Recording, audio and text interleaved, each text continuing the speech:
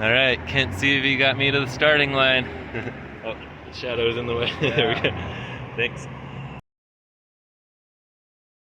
So, first mile and a half about just walking. That's where I came from.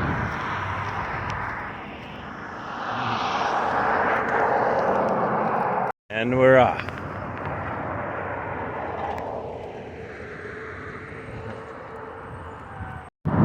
Yeah! Found the paved trail. Alright, first 10 miles in the books. Made it to St. George Boulevard, I guess. There's a Nielsen's frozen custard. I'm just waiting 10 more minutes for it to open. A Thai restaurant, waiting 10 minutes for that one to open.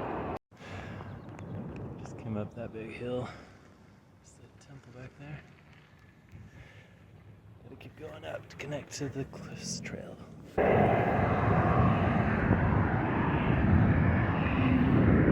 Let's see. Can I do it? On the big wheels, probably.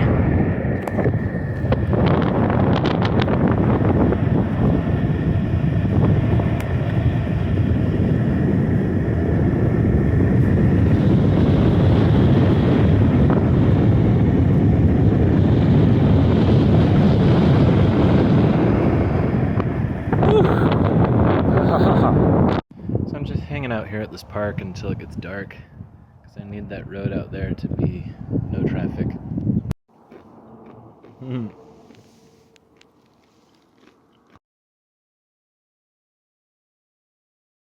Just a lot of this.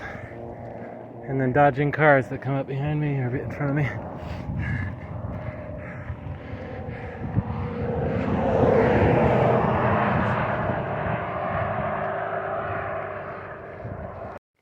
Gotta walk down that big hills. I hear frogs. We are approaching Vail, which means I think I got like 18 more miles tonight. Well, it sure would be nice to be here in the daytime when all these things are open. We got the pizzeria. There's a pie place over there.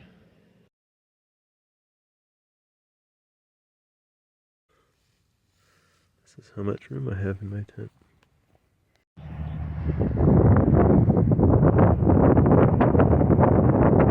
Oh, didn't make it all the way to the first checkpoint last night because it was all uphill yesterday. So I gotta walk 10 miles today.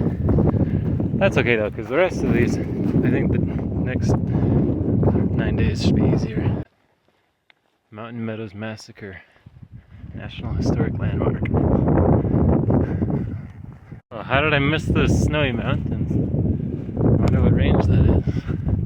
I like these purple things out there. I don't know if the camera's picking up the purple very well, but it's a different color than I've seen so far. Yeah, there's the summit. It says 6,150 feet. So it's all downhill now, 5 miles to Enterprise. Oh, and in case you're wondering what I have in my 40 added pounds, that bag right there is mostly ramen and fruit snacks. I do have a few water bottles. The 16 ounce. I got 3 16 ounces and whatever this is. And it's lasted me, I mean, I filled up when I was in St. George. This is 24 ounces. Anyway, I'm halfway through them though, so 4 more miles to Enterprise. What? Yeah. I'm good at conserving water, aren't I? I made it! It's just right there, Enterprise. Woohoo!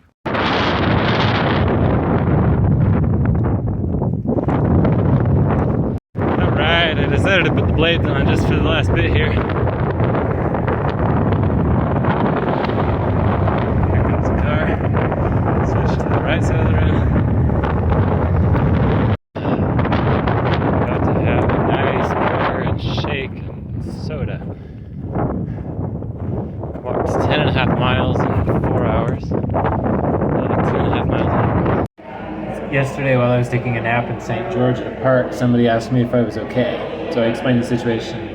When I mentioned Enterprise, he said, "Oh, you should check out Marv's Diner, or Marv's Dine-In, Drive-In." Anyway, recommended the burgers. So here I am loading up on some calories. First meal in about 30 hours. Well, I found a place to charge my phone here in the church Bowery. And I'm also drying out some of my dirty clothes from yesterday. And I'm taking a little nap before I do my 40 more miles today. We'll see if I can actually do all of that. I didn't do everything I'd hoped to last night, so maybe I'll just have a little bit of a 10-mile lag every day. We'll see.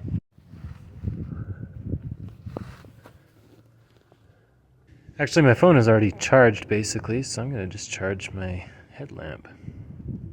All right, heading towards Cedar City.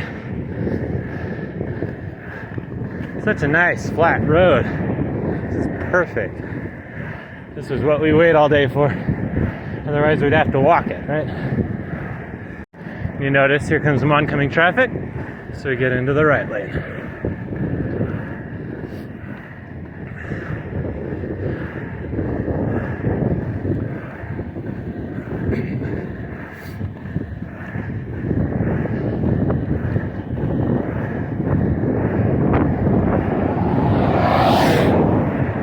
Back to the oncoming traffic lane. There's a little rough patch there. I have a new technique for going downhill. Well, first I turn on a brighter setting on my flashlight to make sure that there's eventually an uphill to slow me down. But I can go a little faster, more comfortably now, go downhill, if I just make sure to take baby steps the whole way. Make sure to lift the feet off the ground every so often, because keeping your feet on the ground vibrates them so much on this bumpy road.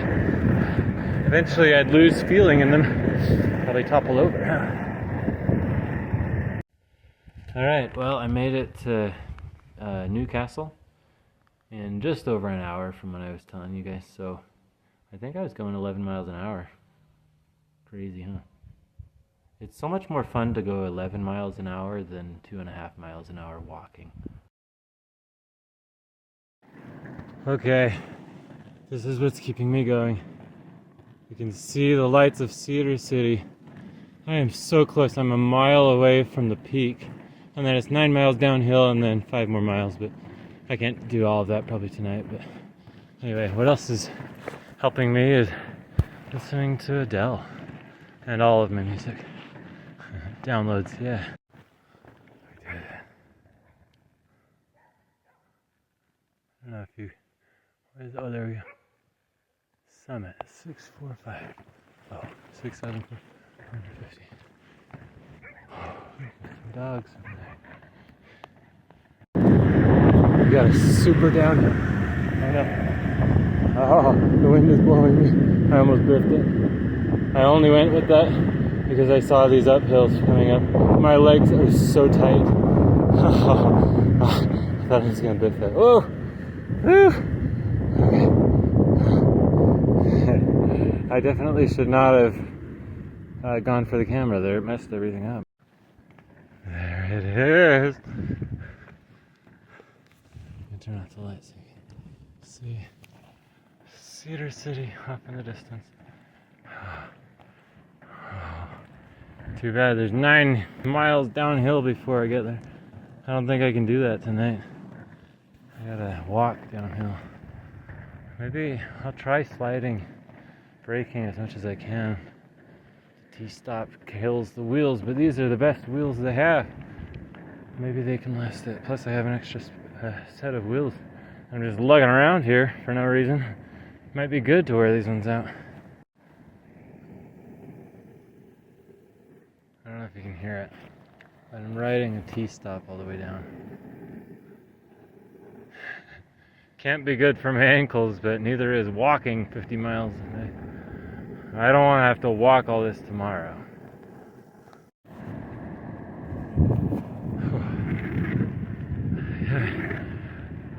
I'm trying to learn how to do the T-stop with my right foot as the back instead of my left, because this is quite taxing on my left leg.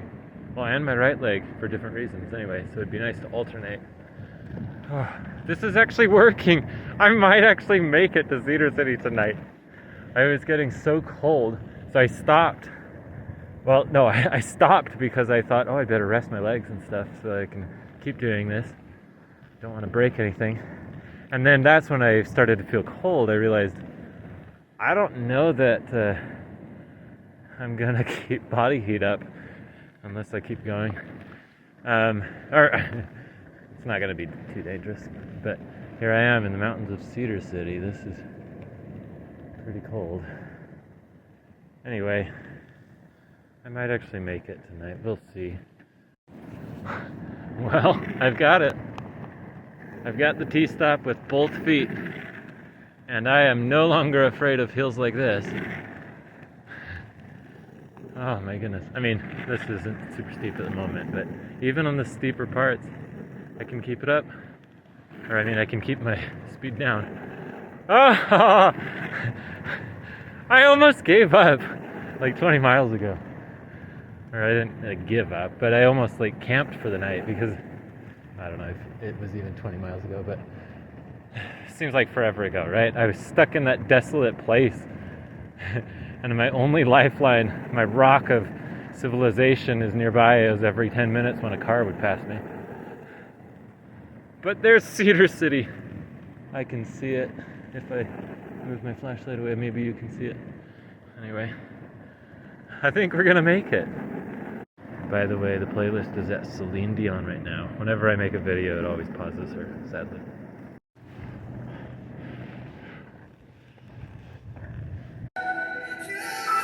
Such epic music for the moment.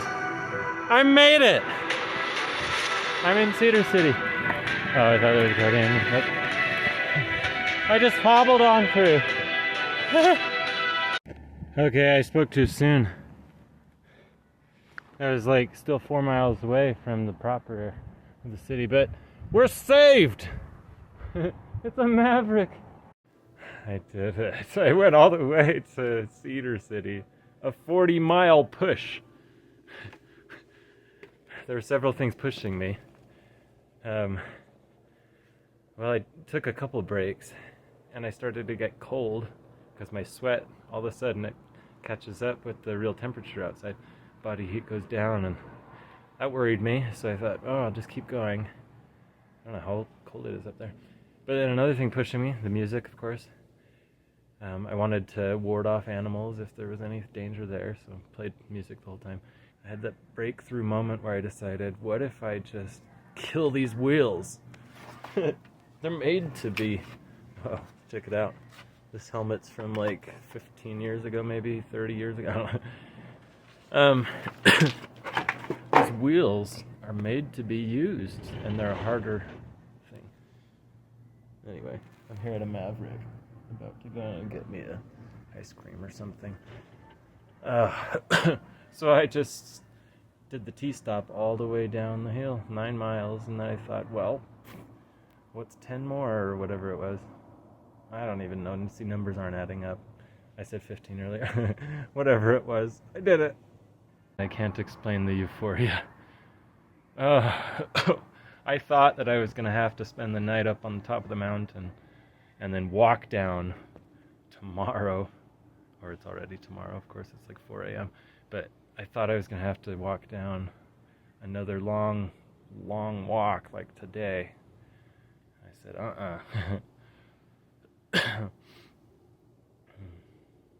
Wow, what a sensation. Well, I took my skates off, ate a hot dog and drank lots of great juices in the Maverick. Anyway, too much info. My legs weren't working for a little while. So I thought, what the heck, let's splurge. There's a Motel 6 right there. So, I'm going to see if they'll let me in. I'll just pay for 2 nights so they don't kick me out tomorrow or in 4 hours, whatever, when 10 o'clock is. My body is so broken. I don't know how I'm going to do another 40 miles today to Minersville.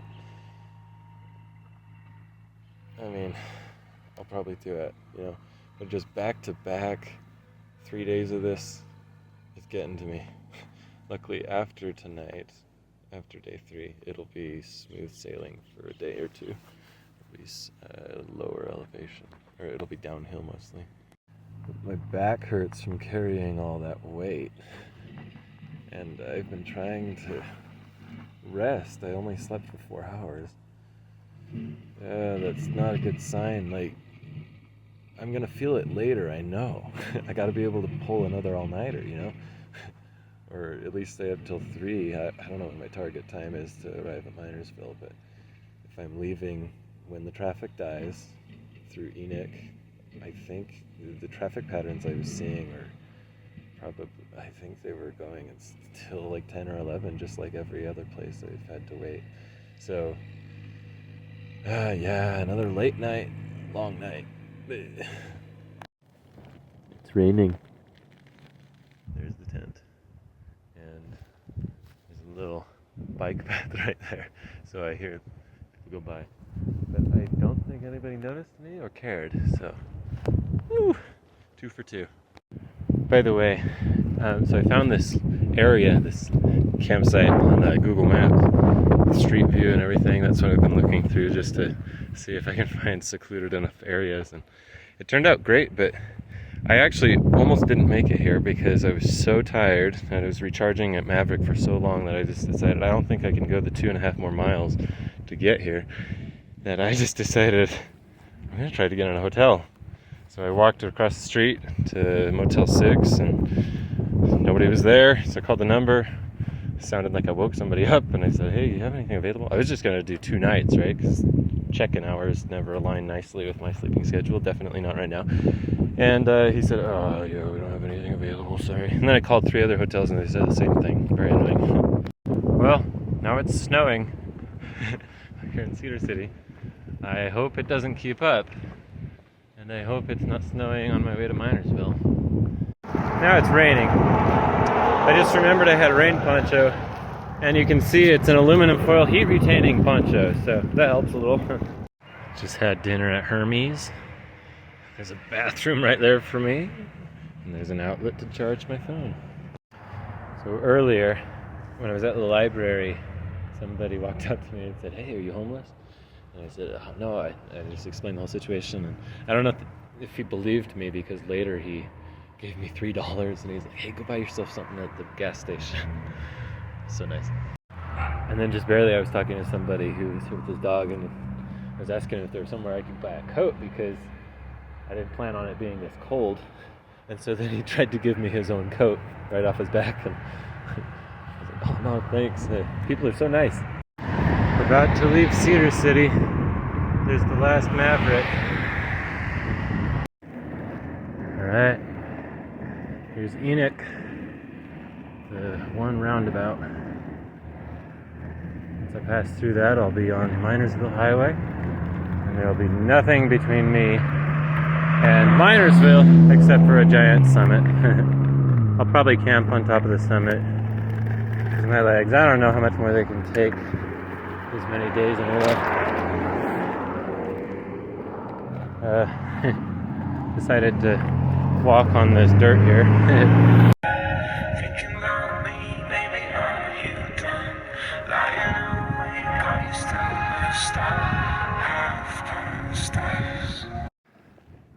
I did it. I made it to the 3rd summit in 3 nights. 6,570 feet, this one says. Only one more summit. The crazy one at Eureka. But the cool thing about the one at Eureka is that is the checkpoint. Here, the original checkpoint was convenient all the way to Minersville. I don't know if my legs should do much more sliding right now. Maybe I should just sleep. Okay, so tonight's long downhill is steeper than yesterday, so I've adopted a new technique. The T-slide, slaloming at the same time. Oh, I kind of flattened out now. But yeah, anyway, I just had to do that for like 5 minutes. Just go slalom, side to side, T-stop to twist to the other side.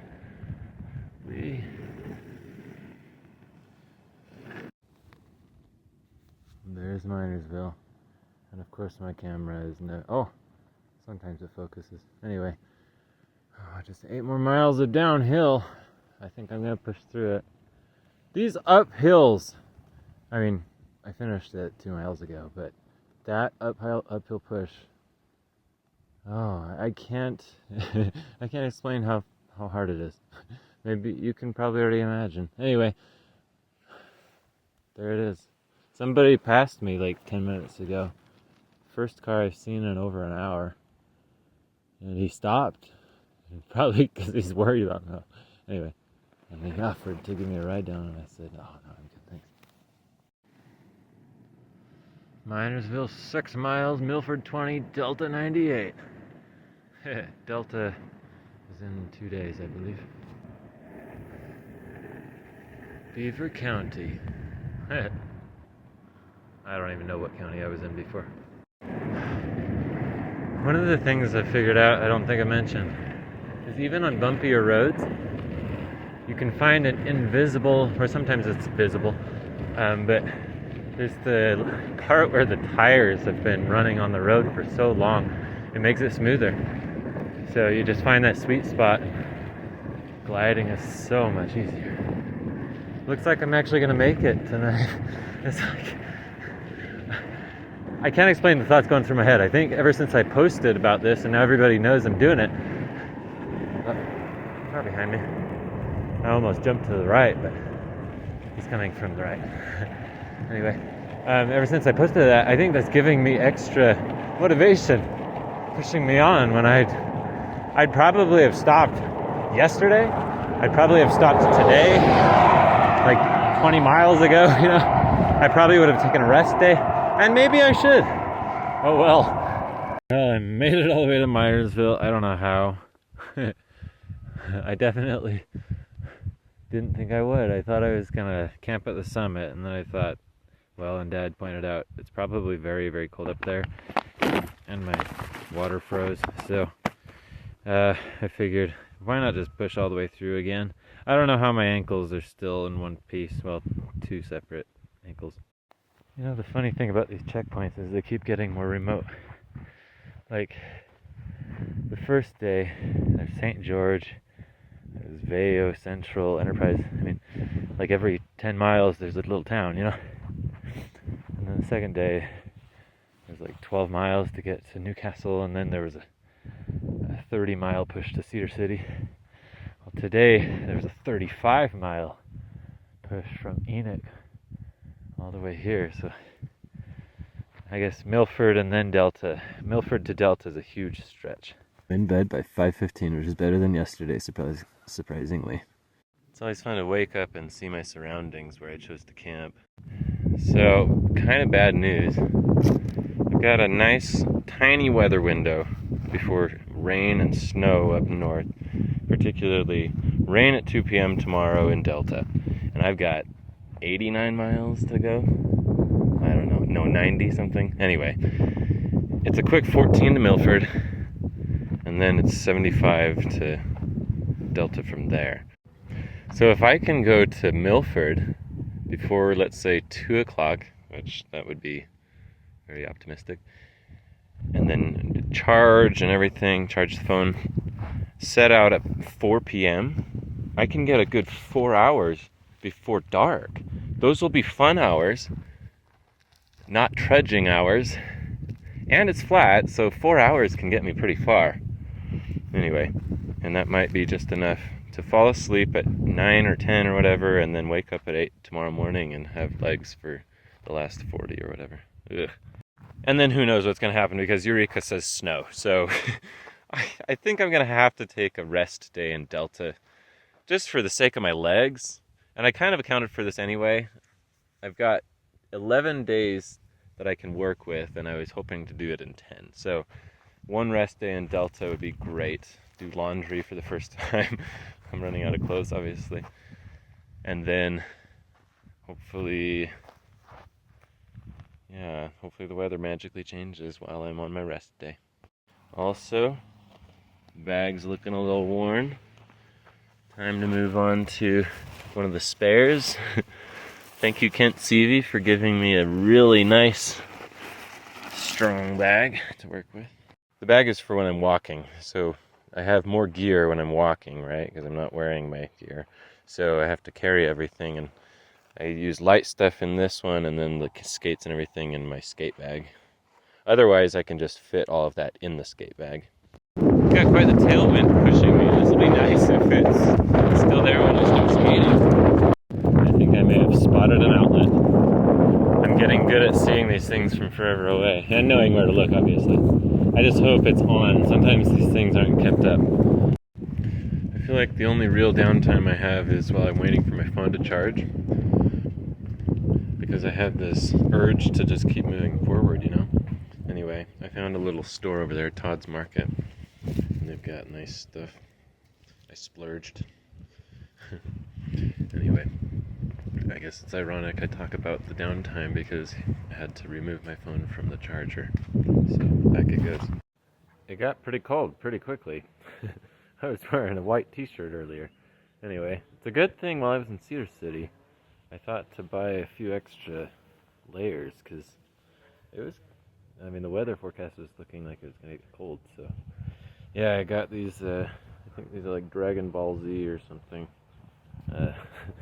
Sweats and a little outer coat here.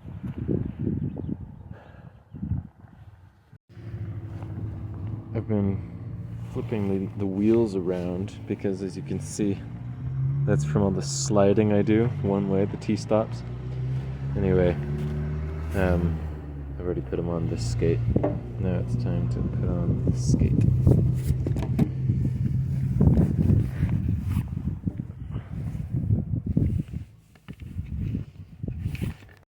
Let's see if I can do this with one hand.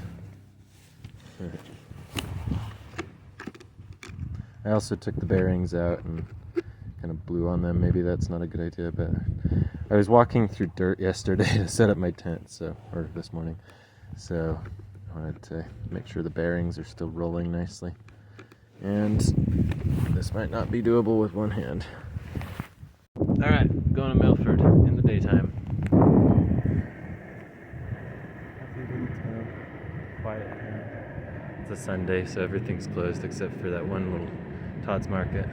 Well, I decided to take a back road just to avoid any cars. Way too bumpy. Oh, 10 more miles of this. It's kind of cool though. You can actually see stuff in the daytime. Okay, even though it's super bumpy, I found the sweet spot. It's invisible, but it's here. I'm cruising, probably 10 miles an hour, I don't know. I've got the wind pushing me. You can hear how bumpy it is, huh? I'm still going super fast, all things considered.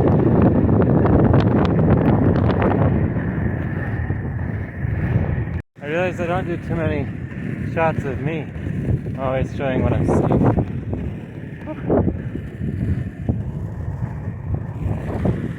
Well, here we are, folks. Milford. Car behind me and in front of me. So. Gotta go on the shoulder. Bumpy, bumpy, bumpy.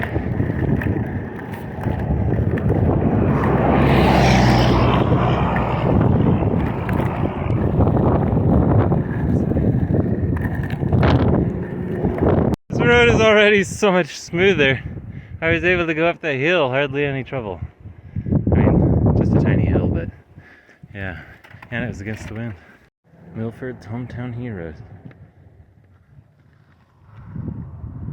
Milford has a high school. I don't see it. Is that it? I just see the sign. We even have a cute little library on that hillside. I was a little worried to leave my pack out here while I was buying some food. And then I realized, I've noticed 2 cars, people just leave their car running out here in the parking lot, so Milford must be a safe town. Alright, talk about remote. Delta is 75 miles away. Luckily Deseret's only 67. Ha ha! So close. Oh, goodbye Milford. You're so nice to me. And I think it's just biased because you're the only place I got to see during the daytime. Well, and Minersville. But, oh, the people are so friendly, wow. Next service is 75 miles. The nice thing about this road is it zeroed out the mile markers in Milford.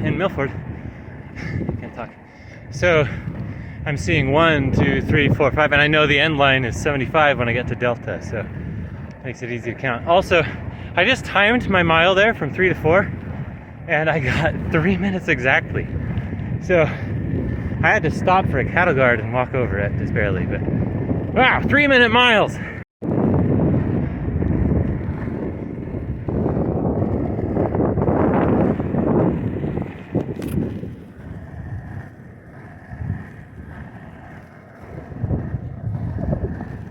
We're at like mile 8 already. We found a railroad. The landscape's kind of changed.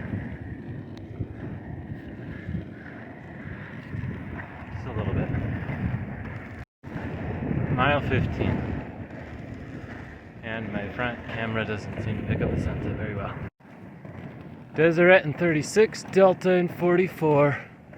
We're getting there. I don't know what this thing is. It's like a refinery or something.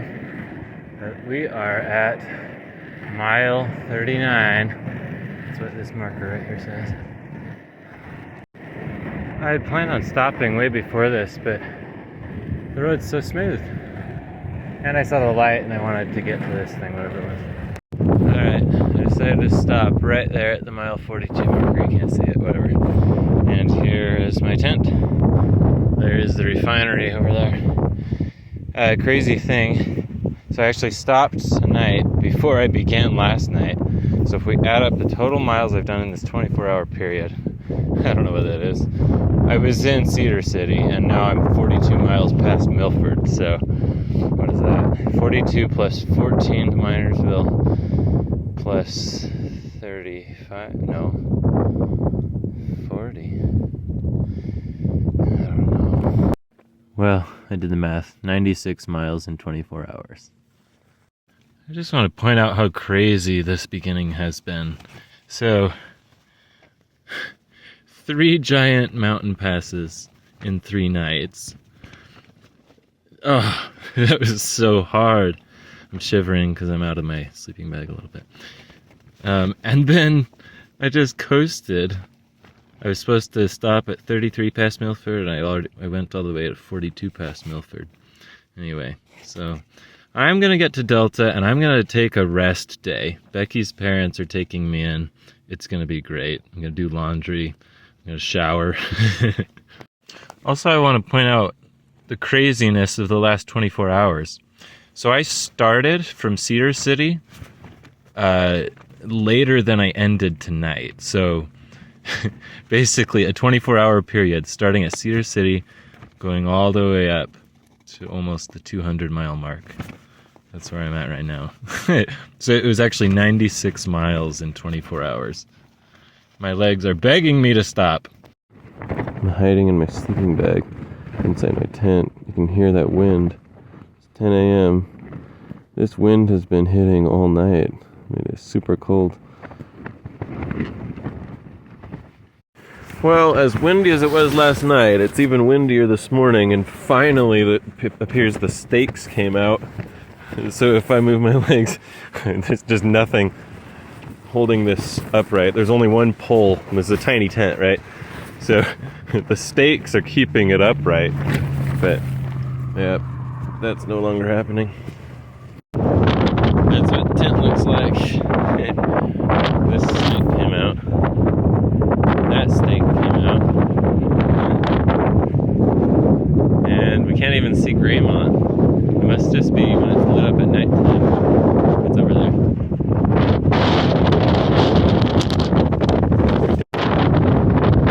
The strongest wind I've skated yet.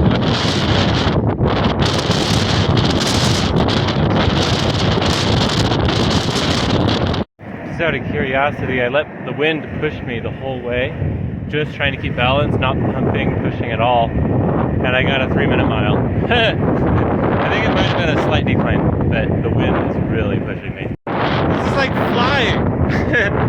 It's like wakeboarding. Like, you find the groove, you get in that groove there, And whenever a car comes, of course, you have to get out into another groove. But oh, it's so fun. The night parts aren't as fun. Well, that was a moment of quick thinking.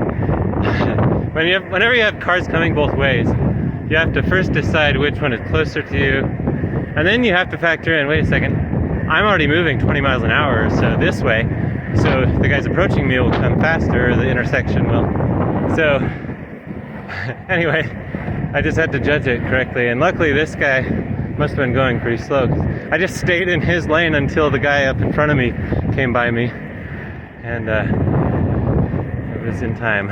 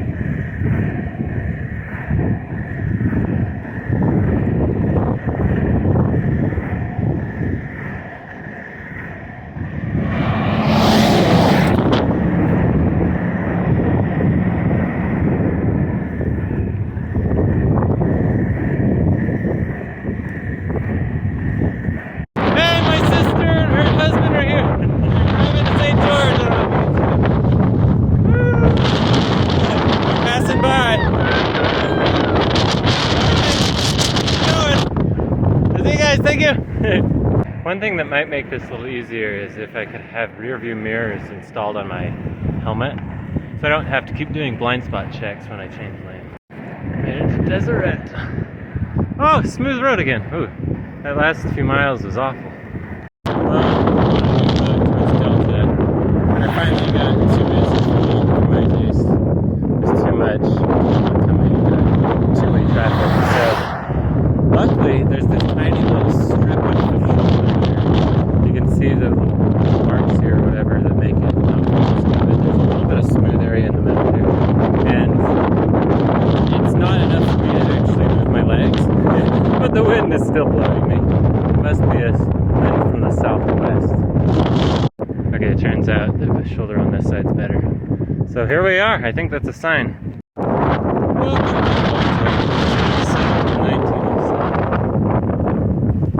And here is the Delta proper, I guess. A rock shop.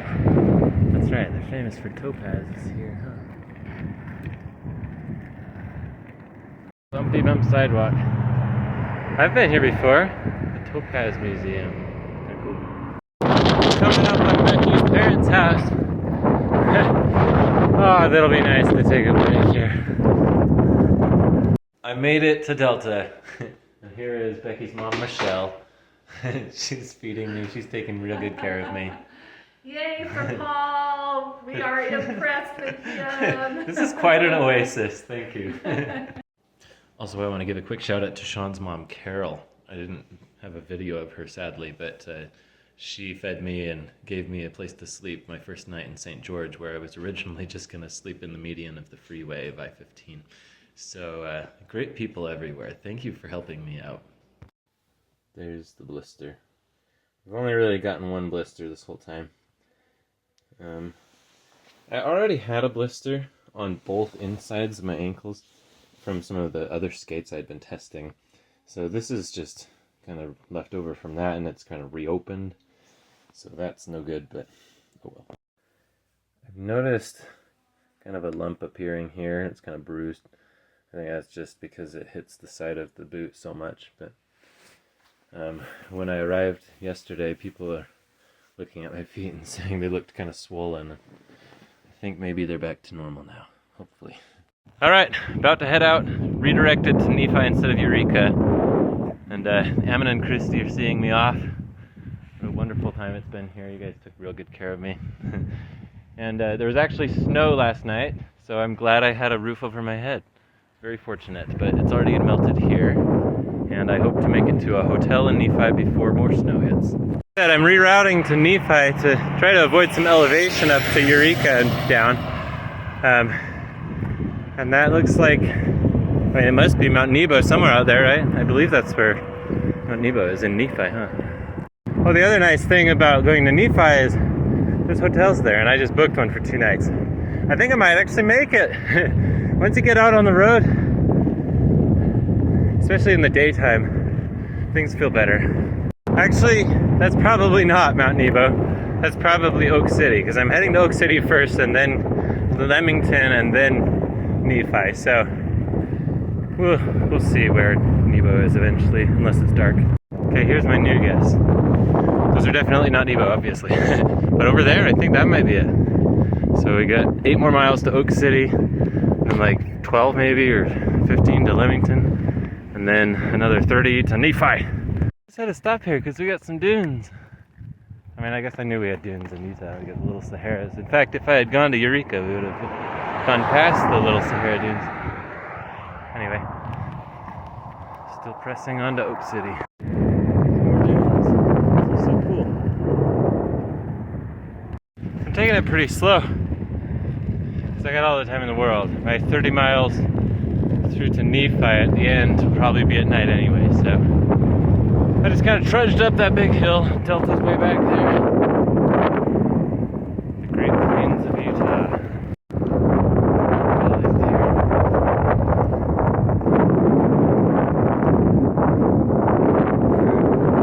Oak City, Tree City, USA, Arbor Day Foundation, 2 years. There's a cemetery here, I don't know what else. Oh, there we go. Monica here just hooked me up with a cinnamon roll and some lasagna here in Oak City.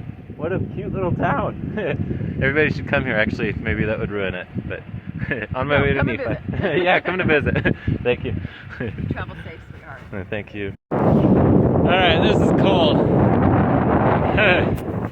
Luckily I got all the gear.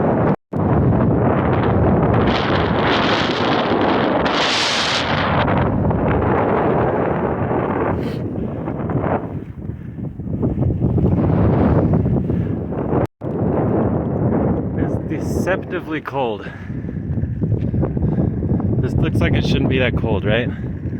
Luckily the wind's died down a little bit. Cows, hills, little flecks of snow. Well, things have cleared up ahead. I don't know if I got footage of it, but like 30 minutes ago, everything up ahead looked misty. And I hope that means it's just blowing northward or eastward and away from me. I get so much more footage during the daytime, so here you go again. It's just so much more to see and it's so much more exciting, but here's a nice hill. Let's go fast. I don't have the wind pushing me today. In fact, earlier it was pushing against me, but downhills are still downhills.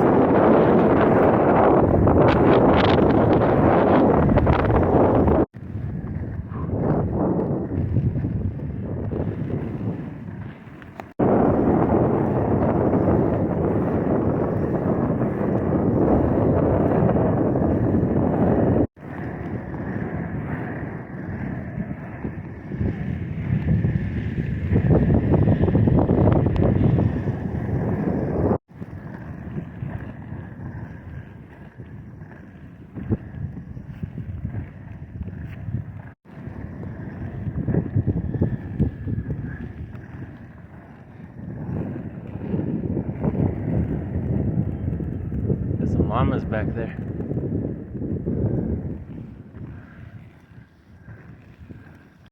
Looks like a big downhill. We'll see how I decide to do this.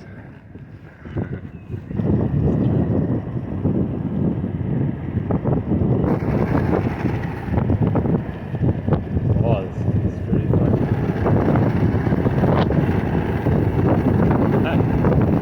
The funny thing is, when I started this in St. George, I walked down hills like this. But after 250 miles, I guess you just adapted. You learn to go slow, you learn to brake, you learn to keep going fast.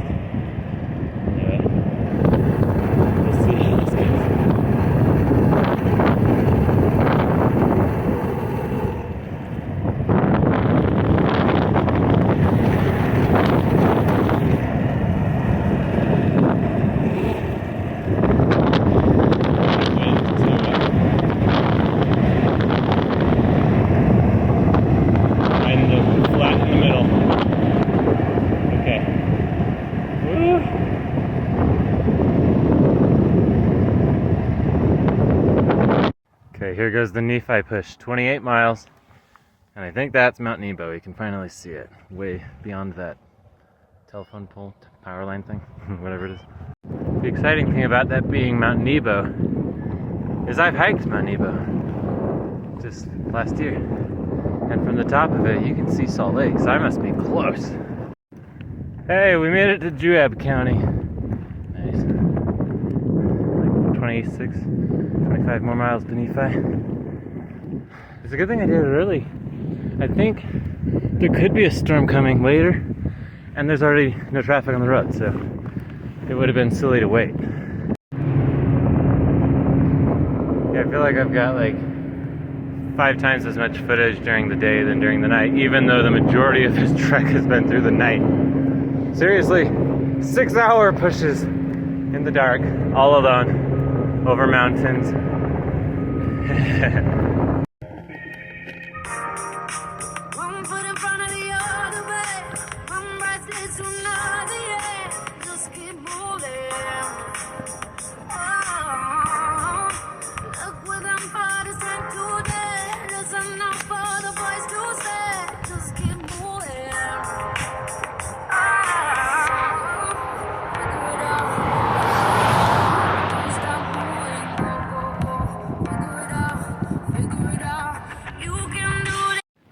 Well, that sign says 13 miles to Nephi, and it's 9:55, so I got an hour and 5 minutes till the time I told the motel that I'd arrive. With the downhill, I might be accurate. We'll see. Well, we got snow. I'm almost to the top of the pass toward Nephi. I'm really warm though. There's something about working out. Keeps your body temperature up nice and warm. We got like 7 miles left. There are little flurries of snow. I'm gonna make it. I can see it! The city. The lights. It's not a big city obviously, but there the lights are. I don't know if the camera can pick it up. I'll wait till I come around the corner. Oh, it also said 7% decline. See how that goes. I'm so close. 2 miles away, I believe. Or maybe 3. I mean, you can see it obviously, but 2 policemen today have been called on me on just this stretch from whoop. I hear a car behind me, so I'm getting off the shoulder. From the stretch from Delta to here. So they're real friendly. They're super friendly, and they explain the situation. They're like, hey, people are calling, they're worried about you, and it's technically not against the law, but we really are worried about your safety. We'd love to give you a ride in if you'd accept it. And so I said no. But I also said, because the most recent one, he seemed like he was pretty convinced that his superiors would force him to pick me up. But so he said, hey, I'm gonna let them know what your decision is, and if they tell me I have to pick you up, is it alright? And I said, yeah, sure, it's fine. So if I have to skip 2 miles here, now you know I tried. I did my best. Welcome to Nephi. Main Street's all lit up. I arrived. We'll see if they let me check in at midnight. Safari Motel. They let me check in. What a relief. Alright. I don't know if you can tell if they're swollen or not. Obviously, you probably aren't familiar with my feet. But we got some blisters. Patched them up. Time to give them a real break. I said I was going to do that in Delta. I'm actually going to do that here in Nephi. I'm going to stay both nights in this hotel. I've never seen these kind of veins in my feet before. So visible. This is actually very good lasagna. Thank you, Monica. I just realized I skated for 9 hours, only stopping for about 15 minutes. Alright, check this out. Fun. Let's go get a nice meal. I mean, it's doable. I could potentially walk in this, but could I go 35 miles to my next checkpoint? If I didn't, everything would be wet, and I'd have a very wet, cold night. Plus, I'm not planning on heading out tonight anyway. But if it's still like this tomorrow, yeah, I don't want to chance that. So how about 3 nights in a motel? That sounds great.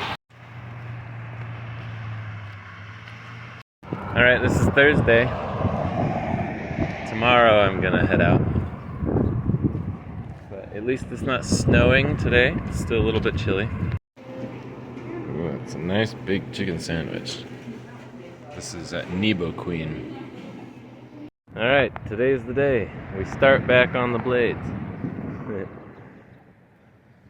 I have been itching to get back out, so here we are, Friday morning.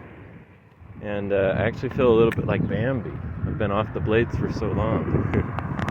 Sidewalks are the worst. So that's why it's always nice to get back in the open road away from the cities, where they can't expect you to just stay on the sidewalk. Alright, this is Mona is to the left. This is an old back road that I found on Google Maps. So today is actually a really easy day. It's only about 6 more miles to Mona, and then 11 miles to Goshen, and then 14 more and I'm done today. Welcome to Mona. I keep having to get off the road here because there's too many cars. I mean, I can switch back and forth between the lanes, of course, but I just don't think the cars like that. They're slowing down and speeding up, according to me, so I just don't want to have to make them think at all. I just had a burger and a shake at Mel's. Very good. Now I'm about to head toward Goshen. Alright, so supposedly going west here is going to connect to a road, or I guess turn into a road called Goshen Canyon Road. It's really scenic, and there's some fun hills, according to Google Maps. Oh, and more importantly, according to the Google Maps Street View, the roads will be smooth enough to rollerblade on. By the way, here's how we go over the railroad tracks. Whee! That wasn't bad at all. I wish I could show you how I go over the cattle guards. At first, I just walked around them, got in the mud, dirt, and I realized it's easy to just walk across them. My skate wheels kind of just lock in place in between the little trusses or whatever. It's a good thing this is a short day, because I've been against the wind this whole time. Also, you can kind of see Nebo now. That range there is actually the beginning of the Wasatch, which connects all the way up past Ogden. Alright, looks like I got my wish. Here's a cattle crossing. So here's how we do it. I mean, we slow to a stop before we get there, and then I just walk across. And your wheels kind of lock in between those things. Perfect. You can see the dramatic landscape over there, covered in snow. So this is getting pretty close to Goshen, which of course is where they shoot the Chosen series. Quite a beautiful landscape. Getting a little bit more rocky, canyon-like.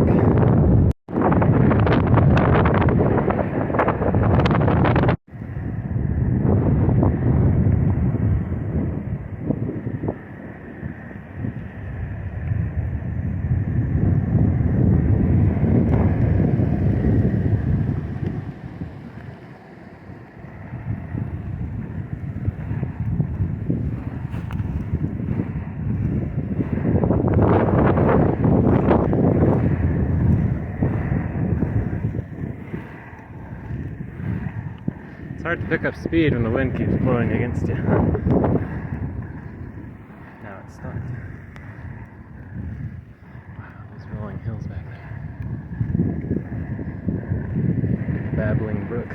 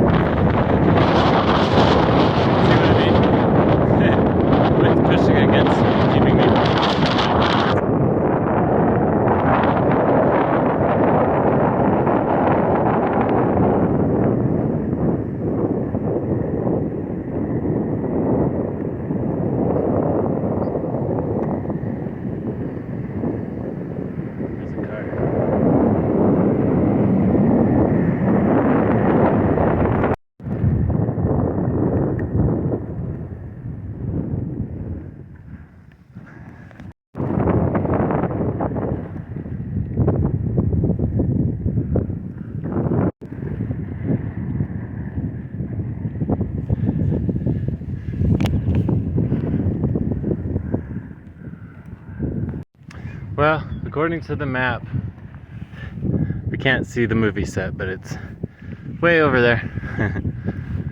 And Goshen, the city's just down this hill. Oh, this is looking pretty steep. Look how far down the city is. I was looking at the map and the elevation profile looked extreme going into the city. It's not so steep. And the wind's stopping me. No fear.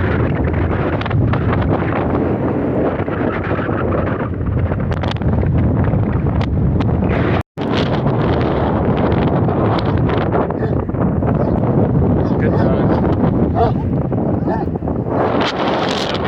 Between those round mountains right here, you can see more of the Wasatch Range, but it's hard to tell what it is. I'm guessing that's just Spanish Fork because I'm not too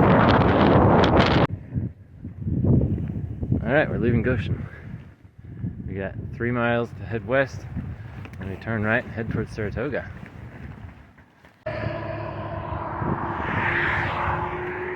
So straight ahead is Eureka, or the road. I mean, if I would have come that way, I would have been coming down and then go that way to get to Saratoga, but I'm so glad I didn't, because one thing, I probably would have frozen. It would have been a 50-mile push just to get to the top of the mountain where Eureka is. I don't think I would have made it. Even if I had, there weren't hotels there as far as I could tell. So I probably would have just frozen to death. Just kidding. It just wouldn't have been as pleasant. But all that elevation, I was glad to skip out on that. And then also the coming down the big hill the next day would have delayed me anyway because I would have had to do it at nighttime. 10 miles downhill. I just wouldn't feel comfortable doing that in the daylight with all these cars. Like, I can go along a tiny shoulder like this in the daytime, but going down a hill, I want to have access to the whole road so I can slalom and whatever, you know, and stop erratically, you know. It's a sign for Saratoga Springs. That's where we're heading. Well, tonight we're stopping at Marshall Bateman's farm. It's just another 11 miles to the right here. And so close. My legs just up there somewhere, straight ahead. I think I can see it. Oh, and by close, I mean getting close to things I'm familiar with. It's about 8 more miles today. It's kind of nice. Every time there's a car coming both ways, I just get off the road, take a little break. I don't know if you can see or hear them, but lots and lots of birds just flying around kind of in a tornado shape up there.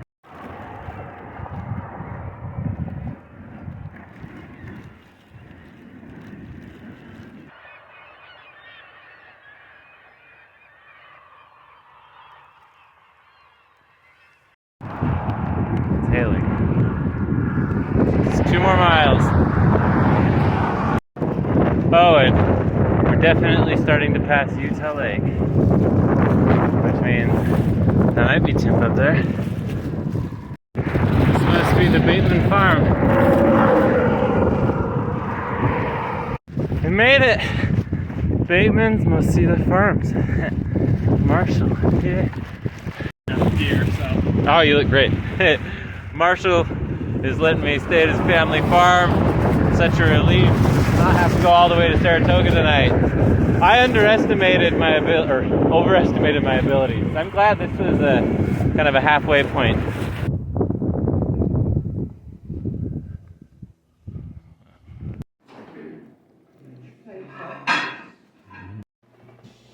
This is a full body massage chair. This is insane.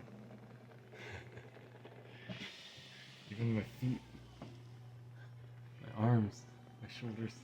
This is amazing.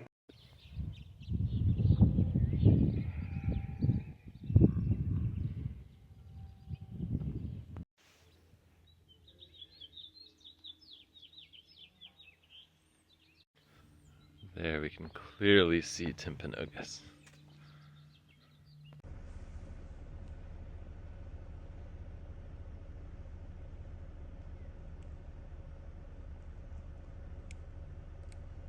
And we're off to West Jordan. I'm sure I'll stop halfway or so. Well, Marshall took really good care of me. Thank you so much. Good dinner, good breakfast, good place to sleep. Gave me his own bedroom. Wow.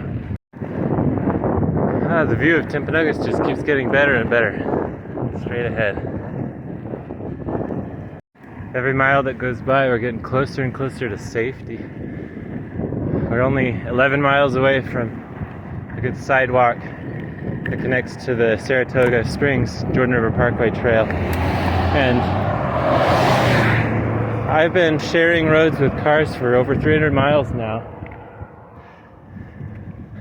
And you never know when your luck's gonna run out. I realize I don't have good footage of me going downhill during the T-stop. I keep talking about it, so I'll try to get some here. My drag is behind. If you want to switch to the other one. Like that.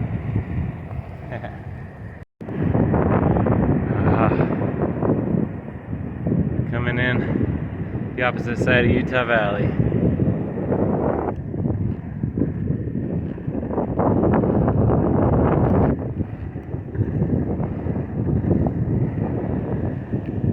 I think I see Lone Peak. 3 more miles to the sidewalk that gets me to Jordan River Parkway Trail. Well, we found it, folks. There's Saratoga Springs. Got some construction going on. Hopefully it doesn't interfere with the trail. What? Sidewalk closed. Huh. Guess we go down. And we're back. Detour's over. Paved trail. We're home free. I didn't die.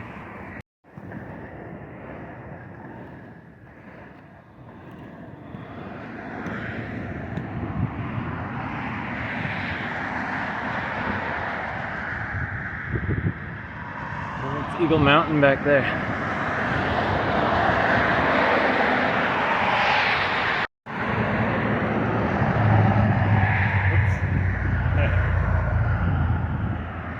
Give my legs a rest, losing my balance. And here is the Jordan River, and there is the Jordan River Parkway that connects all the way up to Legacy Parkway Trail, which connects to the Denver Rio Grande Trail, goes all the way to West Haven.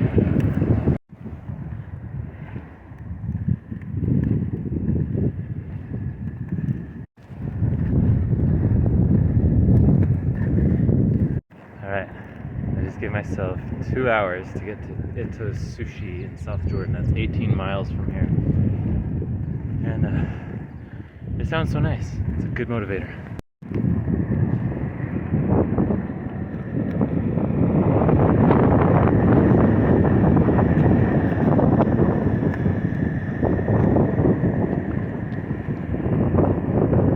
Take a construction detour pretty far.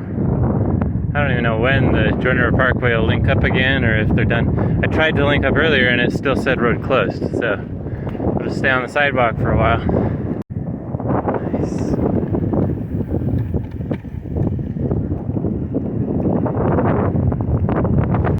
There's still some crazy hills coming up here. I guess they call this the Jordan Narrows. In fact, we can see Salt Lake. At least Salt Lake County, right? The Salt Lake Valley. Right behind that graffiti. I guess we're in Bluffdale now.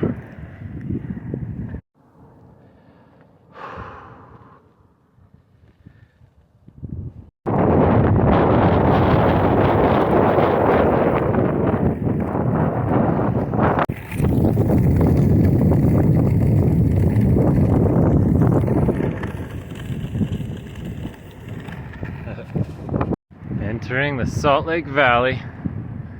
There's Lone Peak, straight ahead.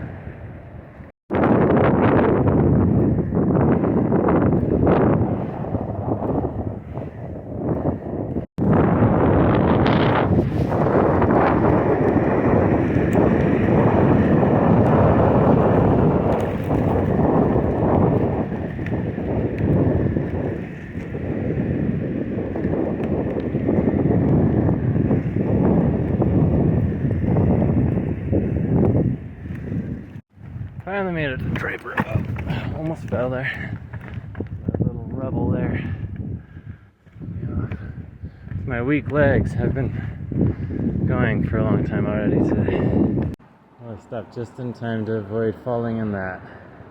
I threw my phone on the grass here and then I caught myself on this. Whew. There I am in the reflection. We made it to Ito Sushi. Quite a bit later than scheduled. We are firmly in the Salt Lake Valley. I don't know how to say that. Ito. With Lauren. She's celebrating my arrival to South Jordan. This is paradise. I want to get some of the texture of these. Is this shrimp? Yeah, it looks like the big shrimps on there. It's good. Yeah, it's amazing. We made it to West Jordan. My sister, husband, kids. Oh, hey, Betty. Whoa.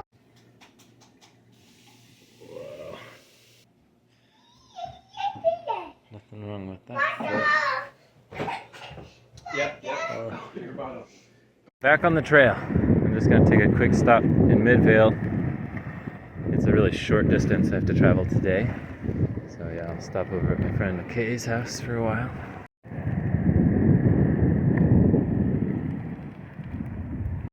This bridge feels brand new. It's so nice. Wow. Oh, look who greeted me here on my way towards Midvale with my brother and his family. And there's Mount Olympus. Everything is so familiar now. This is quite the sidewalk for an underpass.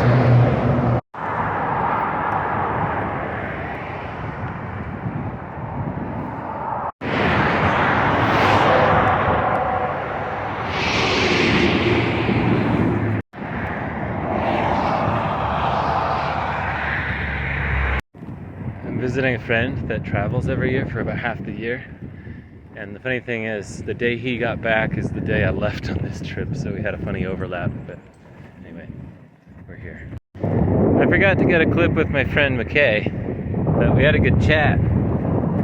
Caught up on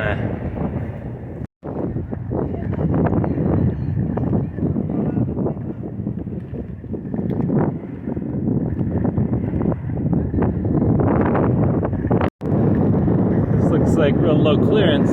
7'8". Okay, I'm alright.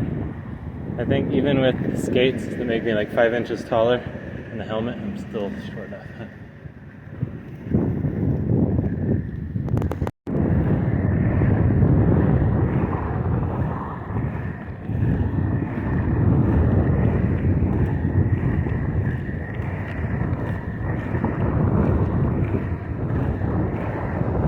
And here comes the boardwalk. See how gentle it is on my bigger wheel skates. Still not pleasant.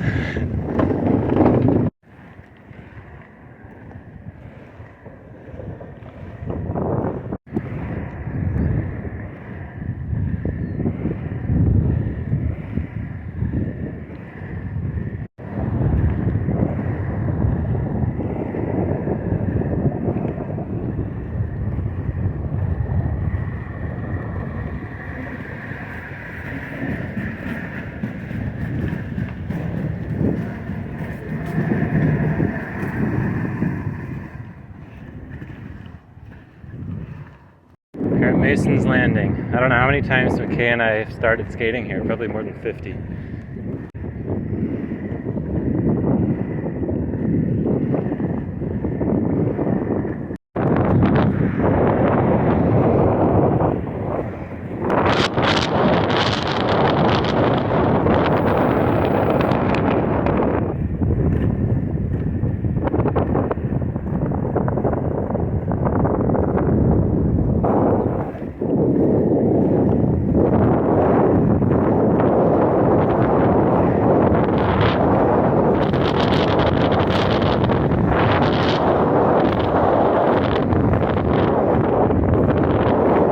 I saw turtles here in the river once.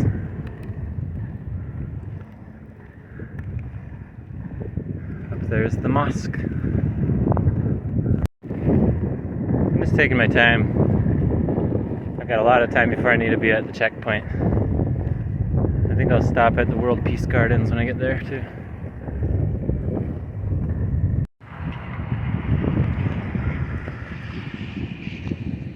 Alright, here's a pretty good view of the Wasatch Range. All the way at the end we've got Lone Peak and Pfeiffer Horn's kind of tucked away back there behind these, I think those are Mount Thunder Mountain or something. Then we got Twin Peaks, Mount Olympus, Grandeur Peak. Climbed all those last year. Hoping to do them again this year.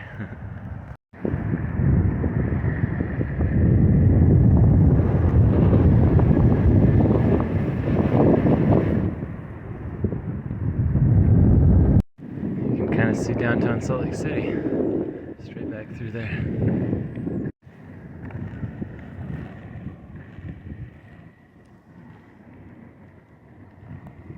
Alright, we found the World Peace Gardens, International Peace Gardens, whatever it's called.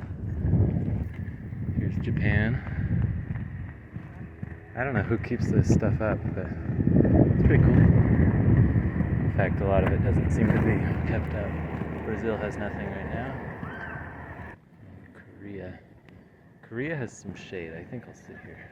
I just made it to the International Peace Gardens. Taking a break because I'm not supposed to arrive at the North Salt Lake checkpoint until 6, or a little after probably. So I got another hour or two.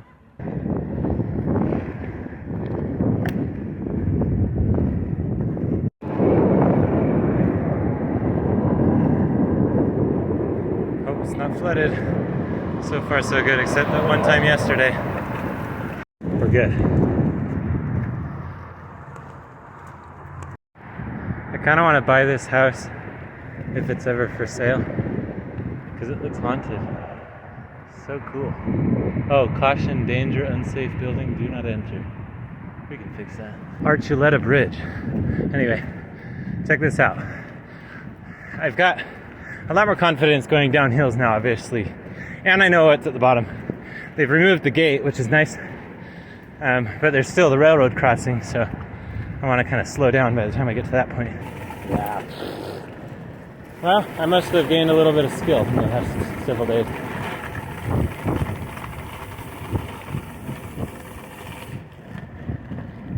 There's the railroad. There used to be a gate running across. Look at that, I can just ride these rollerblades over the railroad. That's what big enough wheels does for you. There's the state capitol. Capitol building up there. Now I think this section of the trail is closed. We'll see. Looks like I can go in, see where it ends up. I just read on the news, people are telling me that they shut this part down to try to clean it up somehow. Okay, they did shut it down. There's a big sign and a gate in the way, or a fence in the way. And there's a huge get-together going on. I don't know what it is. A lot of people, food stands and stuff. But they kind of seem like they're homeless people, so I don't know what it is. Just gotta take Redwood Road for a few blocks, and then we can get back on the trail. And we're back.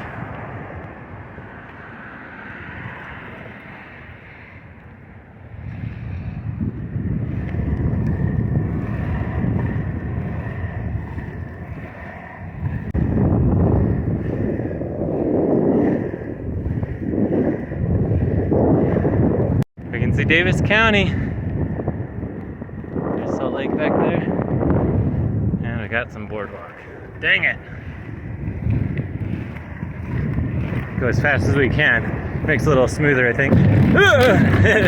Maybe not. But at least it makes it shorter.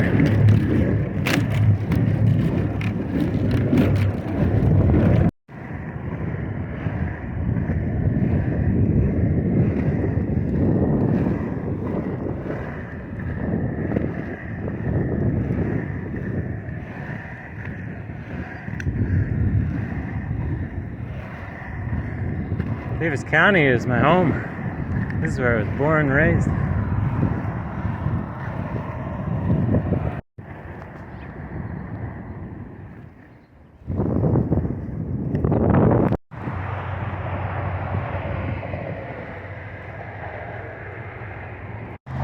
that overpass right over there. On the other side of that, it's a Center Street trailhead, where maybe there'll be some people waiting for me. This is the stopping point for tonight. It appears I was wrong. It's a very small boardwalk. My memory failed me. All right, the welcoming committee here in Davis County. 2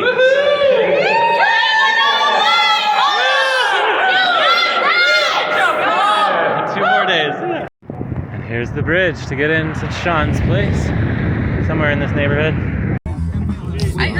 Hey, Joe! We coming or what? We at? I'm in Idaho. Oh, I miss you. Good to see you. And, Even over the phone. look at that. Show the guy right there. Like, rollerblade.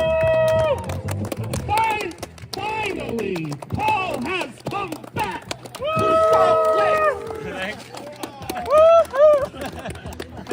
All right, you made it. You're alive.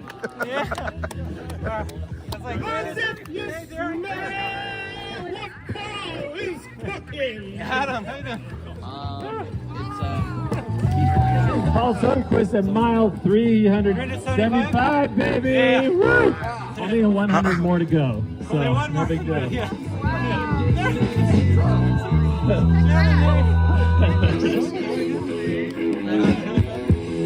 Show him. I think you're See the face? Yeah, I know that song. He's lost big. He thought it was chili pepper. I know, sorry. Well, you want to come inside and get some apples on you. So you recognize your sister face?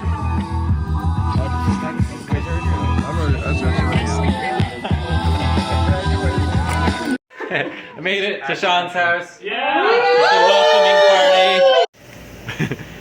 Oh my gosh. This is quite the accommodation, Sean. Thank you. I Can't don't see you. even see Sean. This is, I'm here. Sorry, I keep making videos of my feet here, but these blisters, this big one in particular, it's not actually the fault of these skates. It's the skates I was testing out before these ones. These skates have been really good. I just wish maybe the boot was a little bit higher up because it kind of gets into your ankles or about right there, and it makes that a little numb. And we're back on the road again. 2 more days. Got a later start than I planned, but totally worth it. Sleeping in, felt great. There's 32 more miles of paved trail, and then I'll also go 24 miles on the roads and sidewalks before today is over. And then, of course, 44 more miles tomorrow. So it's 100 miles from here about. That's what we were celebrating last night. Well, this is where I connect to the DRG, Denver Rio Grande Rail Trail. And I actually only had to do about 7 miles of the Legacy Trail, connecting Jordan River to this one. The Legacy Trail keeps going further east toward Farmington. The fun thing about rail trails is they're very straight for a very long time.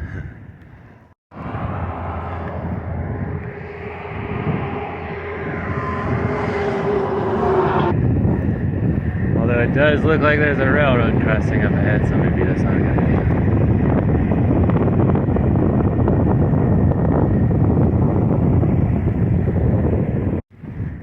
So that way back there, Ben Lomond and Willard Peak.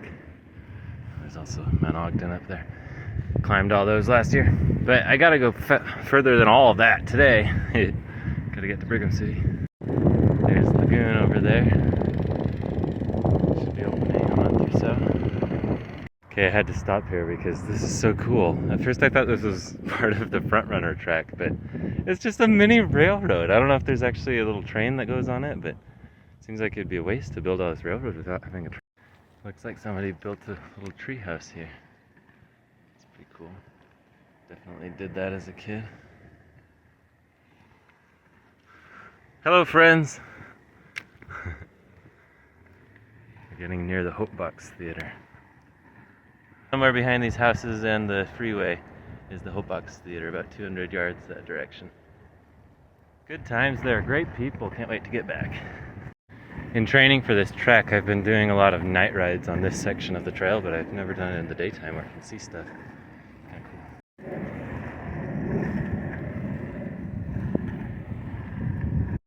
Chicago, 1,398 miles. Ozark, Missouri, 12,000. Too late. I'm late. This is where I went to high school.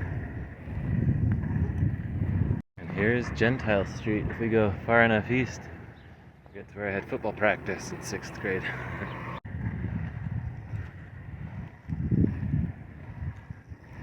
Well, we're coming up on 193 in Clearfield, which means Clearfield High School is just back there somewhere. Sorry, students, I had to take 2 more days off of work. So I just had 2 different friends independently come up with the idea of eating at Burger Bar with me. And one of them might not work out because scheduling I took a little bit longer than I was planning. So, but the other one's Sean, so we'll get to see him again today.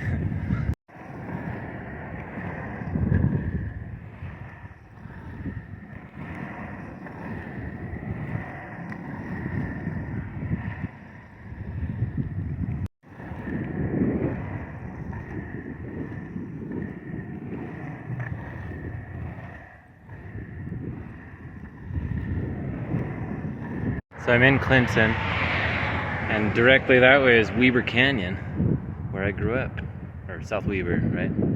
Right before you head east into the canyon. Anyway, we are on our way to Roy. Denver Rio Grande Western Rail Trail. Well, we've been on it for a long time already, but that's a nice sign.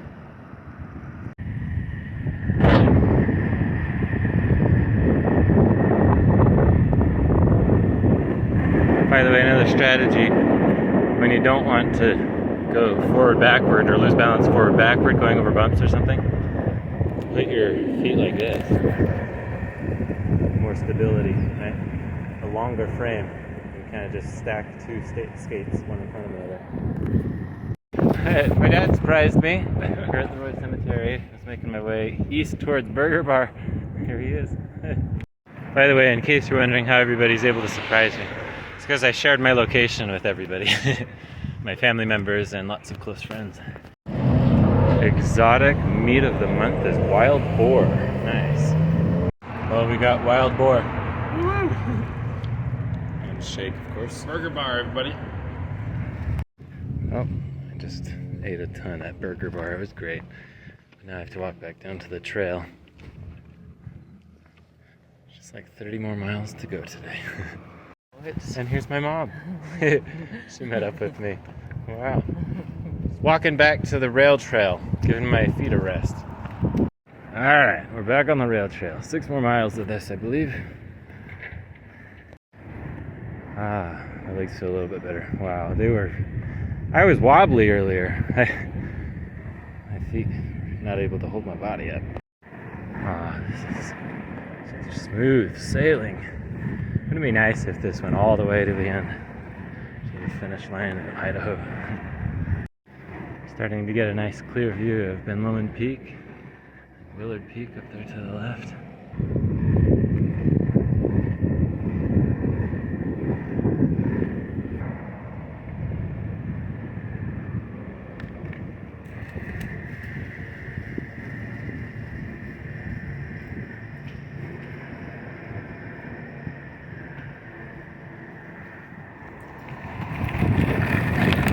Ooh, that was a sharper turn than I was expecting.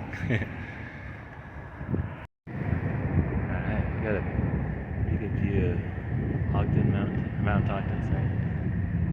So the trail's kind of meandering right through these apartments now. It's pretty cool. But you really have to watch where these arrows tell you to go, because sometimes the trail just disappears. Oh, sure enough. See what I mean? There's a little arrow telling me we're back on the trail. And it's paved again.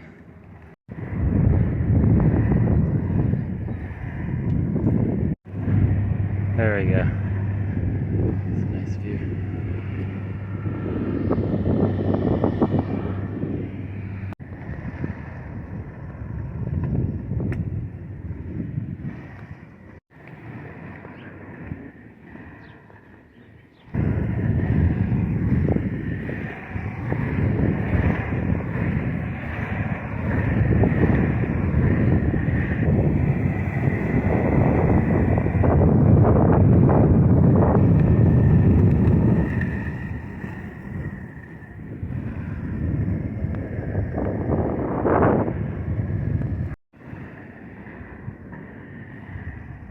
So this is West Haven. I've never been here before, as far as I can remember. It's kind of tricky here. There's no sidewalks. Roads are busier than I'd like, so I just have to keep getting off the road every now and then. Well, I came way far out west so I could have less busy roads. Let's hope it's paid off. I don't know.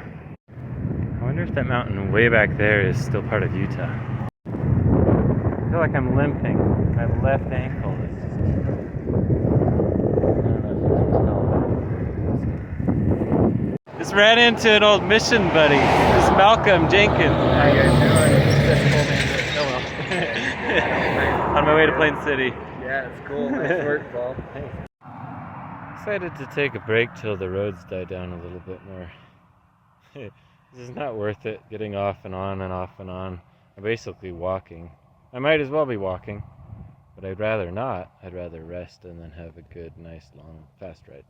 Well, I had a good hour-long break and I decided to walk a mile up here. I think there's going to be a sidewalk eventually. There are some emus here and a goat. There were some rabbits back there. It's a little zoo. I found a sidewalk. We'll see how far this goes. Hey, it's Fremont High School, home of the Silver Wolves. Did a few cross-country or track meets here. We finally reached the end of that road and we can turn back east towards I-15 or Highway 89 or whatever. Plain City Park. The golden hour. Alright, this road's really smooth and empty, and my feet feel great. This is our best view of Ben Lomond Peak so far, and the Skyline Trail to get there. It's beautiful. Made it to Willard Bay State Park. It's a fun place to go water skiing. Alright, we're coming up on Ben Lomond Peak and Willard Peak. Highway 89 actually. I have to walk on Highway 89 for 4 miles. Then I'll be home free with the road I can blade on. About 10 miles total till the checkpoint right now. We've actually got a pretty big shoulder here, so maybe I won't need to walk 4 miles. This has been fantastic, and it's even been downhill the whole way. Okay, I take it back, it's unpredictable. You'll have a nice long smooth stretch and then you'll have rocky. We made it. Wonder how many times I've said that in this whole series. But we're on the home stretch to Walmart, which is our checkpoint for tonight. And it is a roughish road, that's okay. After all the bumpiness today, this wheel is kind of coming out. Wouldn't that be a shame to lose a wheel right before the end? I used to have a full set of extra wheels, and I left 5 of them with my sister to reduce some weight because none of these wheels have failed me yet. But if I lost an axle, that'd be a real problem. Gotta tighten it. Well, this whole road has been absolute garbage. There's a few smooth spots, but at least it was empty and it was downhill. And we are coming up on Brigham City. There's Brigham City. See the temple up at the top. So the plan for tonight is to sleep behind this Walmart in an empty field.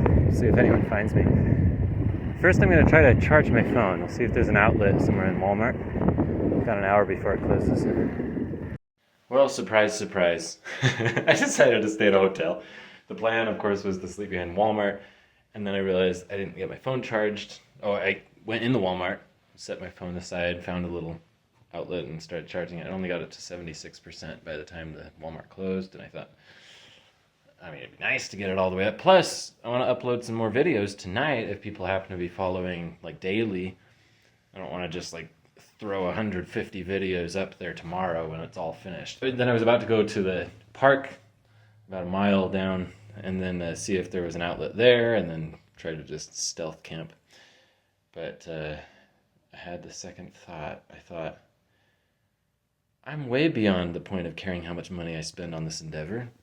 let's just book a hotel. We're in Brigham City, so here I am. Oh, and the funny thing is, my brother-in-law a few days ago when I was staying at his place, he suggested I leave behind stuff that I wouldn't need for the rest of the thing. And if I would have known that I wouldn't use my tent anymore, I could have just left it. My tent, my pad, my sleeping bag. It would have lightened the load a little bit, huh? Oh well. Instead, I've managed to make the load heavier. I just bought a bunch of stuff at Walmart. Hopefully I eat it, and actually I got clothes and shoes too, so maybe I'll throw these pants away and I'll throw those shoes away. Oh, plus I deserve it. Today was a really long day. I've been on my feet basically all day. I started at 10:30 and I only took like 2 hours of a break. Like I was resting and eating lunch. That was it. For 2 hours total. So whatever that is, like 10 and a half hours of walking today. It was a 56-mile day. Crazy. Also, this is not super relevant or related, but I get asked a lot, why didn't I go north to south? And people's reasoning, it sounds like it's rooted in logic. They think that, oh, you'll have more downhill if you go north to south. And I thought that too, but I didn't care. That wasn't the main motivator. The main motivator for me going south to north was to have an easier pickup. There's more civilization, population up north. So I thought it'd be cool to have a more remote beginning and a more populated urban finish line. And but the funny thing is, if you think about the logic, it's actually not even true. I've got the elevation profile right here. And I showed this in a previous video, but you can see it's not even the case. This is higher elevation than this. There's actually a net decline. Basically, all of these, like Cedar City, Enterprise, Minersville, I mean, even Delta and Milford are higher elevation than the Salt Lake Valley. So everybody that thinks that it would have been downhill to go north to south is just wrong. I mean, there's bumps. Yeah, you get uphill, downhill the whole way, but the net gain and decline, whatever, is actually easier going south to north, other than day one. But guess what? I did all that in day one, and then it's just done, and you don't think much about it. And then the other great thing about going south to north is you get all the south winds pushing you basically the whole way. So on day 4, I was able to go 100 miles, or in a 24-hour period. I went 100 miles almost, 96 miles, because the wind was pushing me almost the whole way. So there you go. Okay, here's the final day. Had a nice night's sleep in that hotel. Pack is definitely heavier because I didn't throw anything away that I bought. Whatever. Starting an hour earlier than yesterday. Hopefully we finish sometime early afternoon. I only have 45 miles to go.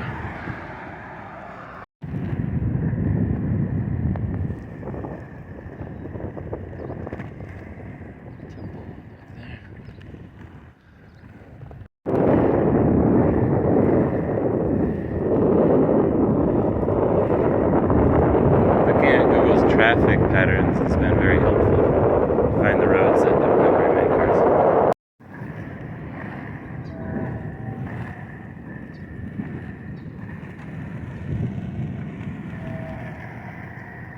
Well, I was way off yesterday when I said I wonder if this mountain's still in Utah. I mean, it is in Utah still for sure. Looks like if we want to take a detour, it's only 29 miles to get to the Golden Spike Historical Park. This is Promontory Road, so Promontory Point must be at the end of it. Look at this. Corinne City, established in 1869. A unique little town. It's a beautiful little park. And a Sinclair. What else do you need?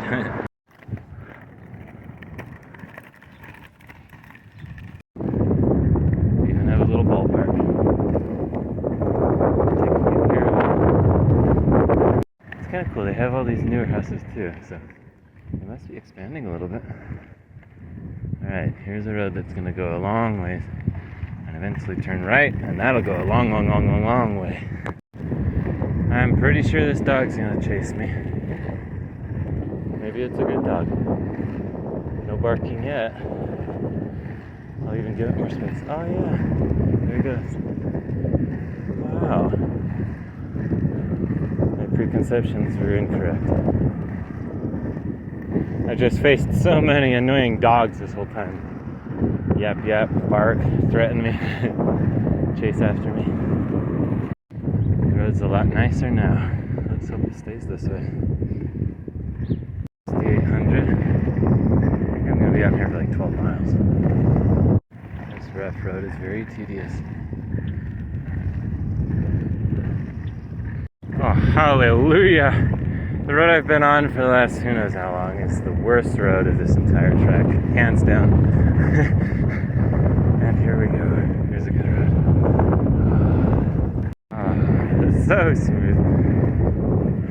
You notice during the daytime on the nice roads, you get a lot more footage. During the hardest parts of this whole thing, you probably just notice the timestamps of the videos jump hour to hour. Like those 3 nights. I can't stop thinking about those 3 nights. 3 summits and 3 nights in southern Utah. Crazy. You just feel like you're flying on these roads. I mean, wind's not pushing me or anything, but I guess just the contrast from that rough road to this one. I'm just gliding effortlessly. I think I'm in Tremonton. I'm kind of racing the clock here because my parents can pick me up as late as 3 hours from now. I got about 22 or 23 more miles to go. I decided to turn right instead of keep going straight, and we'll just hit Main Street in Garland and then go straight up forever. Wow, they actually have motels out here. Sorry, I just assumed this was a small town. We made it to Garland. My wheel sounds funny, but less than 20 miles to go. I don't care. It can make it. Just gotta make it to the A&W now, and then cross the freeway, and then it's a home stretch on that frontage road. Less than 18 to go.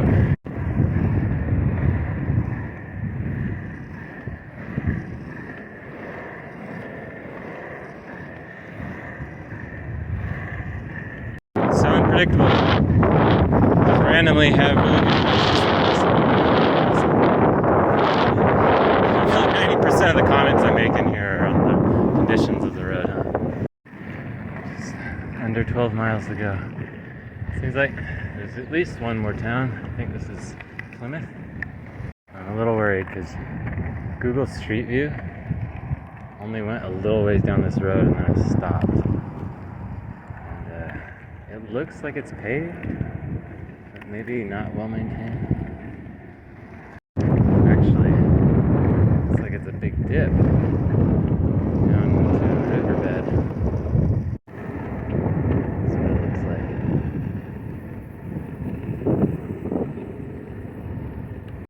That's just one last hill, I hope. Well, that's what we get. Dirt. But honestly, it's not as rough as the earlier stuff. It's actually pretty smooth dirt. I got less than 10 miles. Just an awful dirt road in the way. Oh, we found the road again. Oh my goodness. We got 8.5 miles to go. There's the A&W. I sure hope the frontage road is nice and paved. Here we go. Here's the home stretch, very last street, 6,000 west, all the way to the finish line.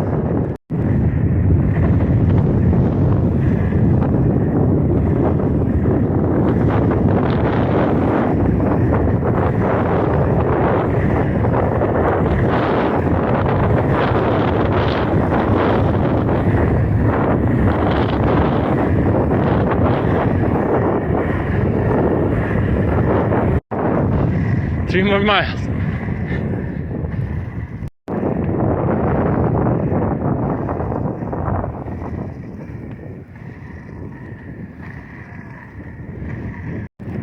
I believe this is the last bend.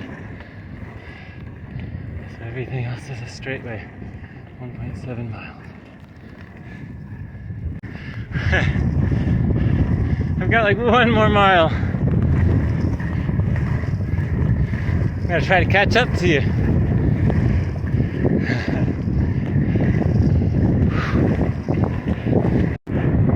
Woo!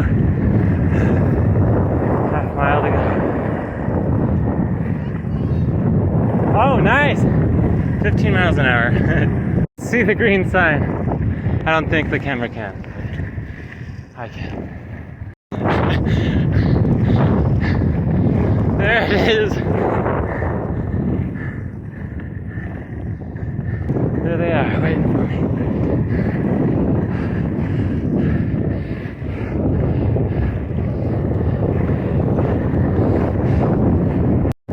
Here it is!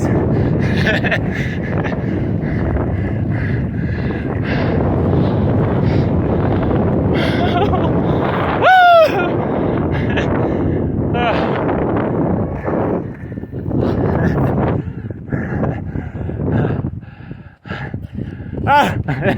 Silly string. The wind's blowing the wrong way. Oops. Woo-hoo! Here it comes!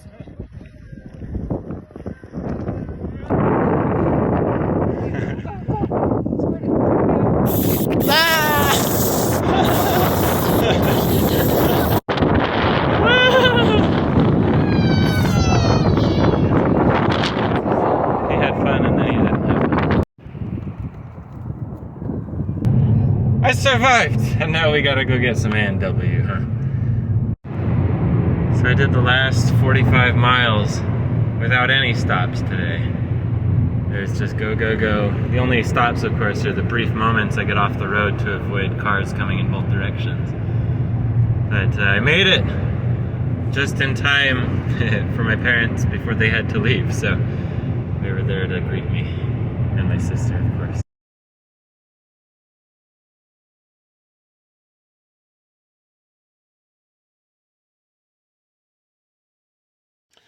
Alright, it has been 19 days since I finished the trek, and I've been told I need to make a kind of a post-game interview video or something.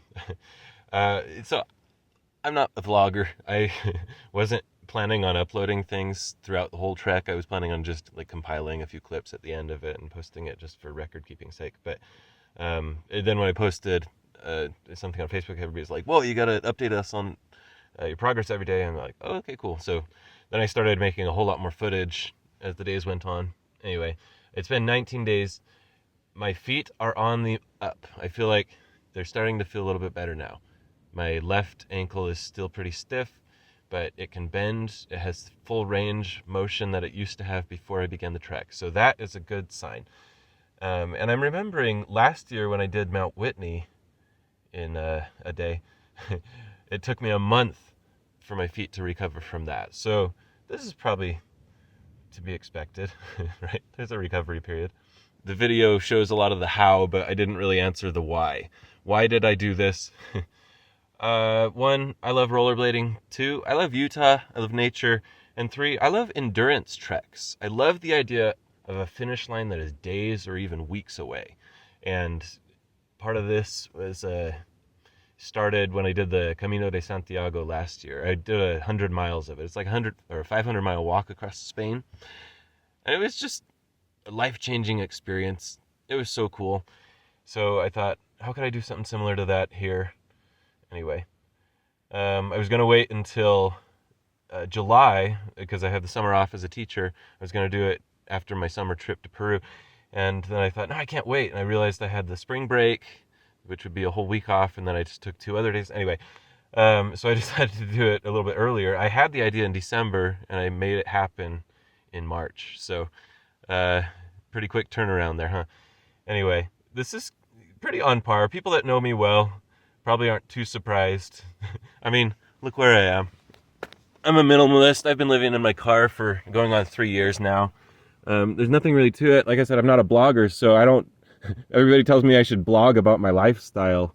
I mean, car life, whatever it is. I'm like, there's nothing to it. It's literally just living in the world and sleeping in your car. And if you're curious, how do I fit? No, I'm not cramped. I took out the back seat completely. And I'm 6'2", and I can reach all the way down here. I can bury myself down into the trunk space. Plenty of room. In fact, I even have 2 beds here. I've been on a road trip with a friend of mine. We both fit just fine. Anyway, so yeah, I do crazy. Oh yeah, and if you're curious where I park at night, currently I'm in the Big Cottonwood Park. Usually I'm not here, but just park wherever. I mean, it's not that hard of a question to answer. Stealth camping. Nobody ever bothers me. Several years ago, before car life, I was living here in Salt Lake and I was working up in Davis County, and one night I just rollerbladed to work, and people talked about it for a while. They're like, whoa, you went rollerbladed 38 miles. I'm like, 38 miles? I mean, that's not actually that difficult. But so I guess part of why I did this was to prove that 38 miles is not very much. So there's 496 for you. And people ask, is this something I would do again? Do I have any regrets? No. Glad I did it. It's in the books. I don't need to literally do Utah again, but I also don't think I need to do coast to coast. People have done coast to coast before. Good for them. But I've been looking at doing bike treks maybe. There's a really cool path from Seoul to Busan in Korea. I've been looking at doing some circuits around big mountains like Tour de Mont Blanc or the Matterhorn or the Annapurna circuit. That sounds like a lot of fun. A really social experience, kind of like the Camino. Oh, and I'll answer this here too, because I imagine some people don't watch the entire 2-hour video. Totally understandable. I did it.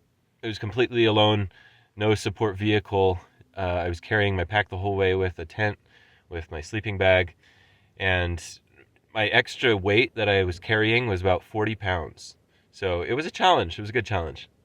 Oh, and I planned on camping every single night, except for in West Jordan with my sister. I was going to have the 1 shower day and 1 laundry day. But I had a camp spot picked out in every checkpoint. But people reached out when they saw what I was doing, and they're like, hey, why don't you stay with my parents here? Why don't you stay with my family here? And serendipity, why not? It was great. I had about 18 people I'd shared my location with, and they were tracking my progress. So just in case something went wrong, they know where I was. Also, a lot of people, as they're driving by me, they'd stop and ask if I was okay, see if I needed a ride. And of course, I turned it down. I explained, yeah, I'm fine. I'm just crazy. 4 different policemen stopped me. They were more persistent. They wanted to give me a ride because people are calling the police on me. So they have to go out and find me or whatever. And I turned down those rides too.